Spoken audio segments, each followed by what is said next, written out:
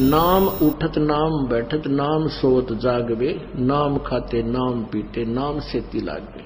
मान लीजिए आपका सुबह उठने का अभ्यास है तो अच्छी बात है, उठ जाइए, उठ कर लो, लेट कर कर लो, बैठ कर कर लो, आंखें खोल कर कर लो, बंद करके कर लो, लेकिन सिमरन पर ध्यान रखना पड़ेगा। मैं क्या सिमरन कर रहा हूं, किस मंत्र का जाप कर रहा हूं, उस मंत्र पर सुरत निरत मन। और चौथा ये श्वास,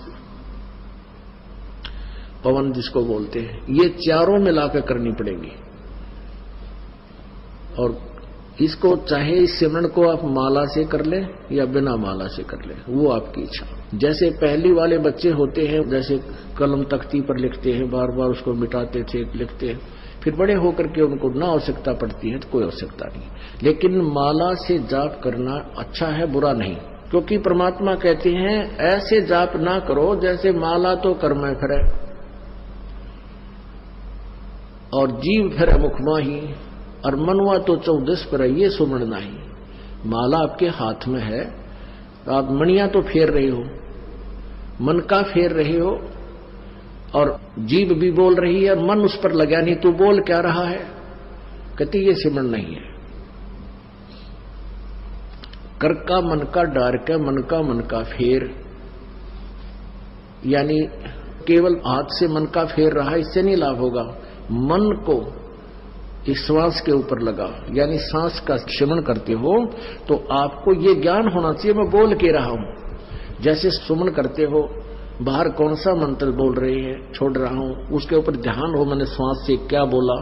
और जप्पा जाप है, ये बोल के नहीं करना, यानी इसको सुरत और शब्द अभ्यास कहते हैं। सुरत और शब्द, शब्द तो ये मंत्र है, ये जैसे बाहर छोड़ा उस शब्द पर ध्यान लगावे, तो सुरत शब्द ये अभ्यास करे।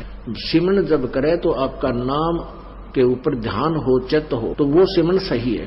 अंदर कौन सा लिया, क्या बोला, तो ये तो सिमरन है सही। और वैसे आप श्वास चल रहा है, आप ध्यान कहीं घूम रहे हो, कहीं जा रहा तो वो नहीं। जैसे आप प्रथम मंत्र जाप करते हो, उसमें भी मैं क्या बोल रहा हूं, पहला मंत्र क्या बोला जा रहा है, दूसरा भी, तीसरा भी, उसके ऊपर ध्यान रहे मैं क्या बोल रहा हूं।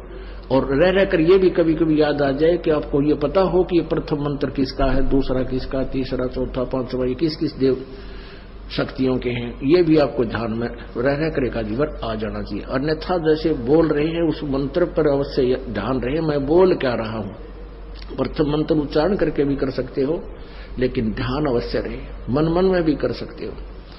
और जो दूसरा मंत्र सतनाम है, इसको केवल श्वास से किया जाता है, उस पर भी ध्यान रहे मैं बाहर क्या छोड़ रहा हूं, अंदर कौन सा लेना है। 2 अक्षर का होता है ये सतनाम, 1 अक्षर बाहर छोड़ना होता है, 1 अंदर लेना होता है। तो मैं क्या बाहर छोड़ रहा हूं, क्या अंदर ले रहा हूं, कौन सा मंत्र मैंने जाप किया है, उस पर चित्र है, वो शब्द रहे, सुरत शब्द, उस शब्द पर या सुरत रहे, ये ध्यान रहे, इसको सुरत शब्द अभ्यास कहते हैं। ये दूसरे नकली पंथाड़े कहते हैं सुरत और शब्द का ध्यान करें, 2.5 घंटे सुबह, 2.5 घंटे सामने बैठ जाए, को लूसा गाड़ गए, और फिर कहते अंदर शब्द सुनना है, ये सुरत शब्द अभ्यास है।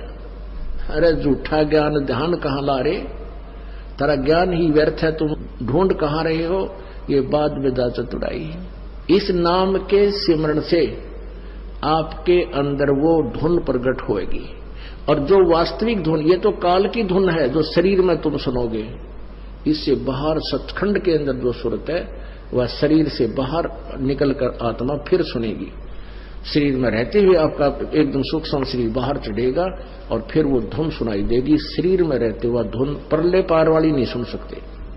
ये मूर्ख बना रखा था हमारे को, सुरत शब्द अभ्यास का गाटा जोड़ रहे थे और सुरत का बेरा न शब्द का पता।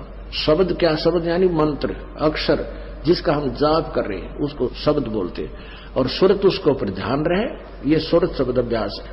कबीर कलयुग आए कह किए बहुत जो मीत, जिन पंजा एक से ते सुख सोव न चीत।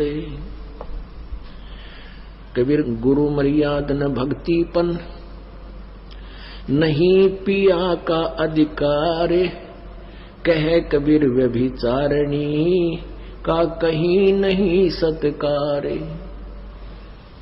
अब जैसे अभी आपको पता है कि वो 2 निकम्मी आत्मा, एक ने कहा इसमें भगवान आता है, 10-20 भगत खराब हो गए थे, उनका पता लगा, उनको डांटा धमकाया निकम्मों को कि तुम बर्बाद हो जाओगे, इसी ये दुष्ट करा कितने धक्के खाते आंडे। या पहले भी कबीर साहब की वाणी यही थी, गीता जी भी यही थी, वेद भी यही थे, किसी ने कह का भी नहीं पता था। इस दास से थोड़ा बहुत ज्ञान सुन के पंसारी बनना चाहते हैं। हमने तो बड़े बड़े ढाणे हैं, ये 2 कुतरू फेर पैदा होते हैं। कहते हैं संगत माए कुसंगत उपजा, जैसे बन में बांस किस किस आग लगा दे करे बनखंड का भी नाश। ऐसे दुष्ट टाइप के इंसान होते हैं जो संगत में से कुसंगत उपजती है। जैसे वन के अंदर बांस उग जाता है, वन में बांस होता है बम्बू, वो क्या होता है कि जब तेज हवा चलती है तो ऐसे थपेड़े लगते हैं, वो ऐसे आपस में घिस के और उन बांसों से आग लग जाती है और पूरे दावानल का रूप धारण कर लेती है, पूरे बनखंड को, पूरे जंगल का नाश कर देती है। कहते हैं ऐसी नकमी आत्मा जो होती है वो संगत में से कुसंगत उत्पन्न हो जाती है, वो आपस में बकवास करके पूरी संगत का नाश कर देते हैं। तो ऐसे कीड़ों से भी हमने सावधान रहना चाहिए। कोई भी भक्ति मार्ग का आपको गाइडलाइन दास देगा, अन्य कोई नहीं दे सकता। आप जी ये भी नहीं कह सकते, किसी कोई पूछता आपसे कि सुवर्ण कैसे करूं मैं, दूसरे मंत्र का सतनाम का सारनाम का तो आपने जिक्र करना ही नहीं है किसी के सामने। आप नहीं बता सकते उसको कि ये मंत्र बाहर छोड़िए अंदर ले, नहीं तो आप उसके गुरु हो जाओगे, आपका नाम खंड हो जाएगा। आप उसको ऐसे बता सकते हो कि गुरुजी ने मुझे ऐसे बताया, मैं तो ऐसे सेवन करता हूं। वो भी सतनाम जिसने ले रखा हो, जिसने ले नहीं रखा उसको नहीं बता सकते। जिसने ले रखा है वो कहता मेरे भूल लगी है। और वैसे तो हम यहाँ शुद्ध करा देते हैं, यहाँ भी आप पूछ सकते हो। वैसे भी जिसने उपदेश ले रखा है, दूसरे ने भी ले रखा, सतनाम दोनों ने ले रखा है, उसको ये नहीं कह सकते आप कि ये पहला मंत्र ऐसे छोड़ दूसरा ऐसे ले, आपका नाम खंड हो जाए, क्योंकि आप उसके गुरु बन गए। आप उसको इतना कह सकते हो कि गुरु जी ने हमें ऐसे बताया है, ये मंत्र ऐसे छोड़ना है, ये ऐसे लेना है। वो समझ जाएगा दूसरा कि ऐसा मंत्र। और कोई सीधा बताता है तो ऐसे भक्ति कर, 2 घंटे 3 घंटे सुबह कर, फलाना कर, ये मंत्र ऐसे कर, वो तुम्हारा गुरु बन गया। वो दुष्ट आत्मा ने तेरा भी नाम खंड कर दिया और भक्ति नाश होगी आपकी। तो इस प्रकार के जो मिस हैपनिंग आपके साथ होती है, आपकी भक्ति के ना करवा देती है। उसके लिए आपने पुनरुपदेश लेना पड़ता है, परमात्मा रजा बख्श देते हैं। कहते हैं कबीर गुरु मर्यादा ना भक्तिपन और नहीं पिया का अधिकार। यानी जब दूसरे पर आस्था होगी तो आप अपने मालिक से ऑटोमेटिक कट गए परमात्मा।